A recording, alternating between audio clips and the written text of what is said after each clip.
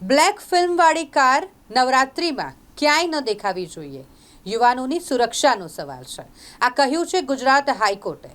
Gujarat high court તરફથી સરકારને એક નિર્દેશ કરવામાં આવ્યો છે કે કડક કાર્યવાહી કરો બ્લેક ફિલ્મવાળી કાર્સ પર. જે પણ કારમાં બ્લેક ફિલ્મ લગાવવામાં આવ્યા હોય તે કારમાંથી બ્લેક ફિલ્મ હટાવવામાં આવે અને કાર ચાલક સામે દંડનીય કાર્યવાહી કરવામાં આવે. નવરાત્રિના પર્વ દરમિયાન કોઈ પણ અઘટિત ઘટના બની શકે છે, અનિચ્છનીય બનાવ બની શકે છે અને જે સુરક્ષા માટે જોખમીરૂપ સાબિત થઈ શકે છે રાજ્યના નાગરિકો માટે.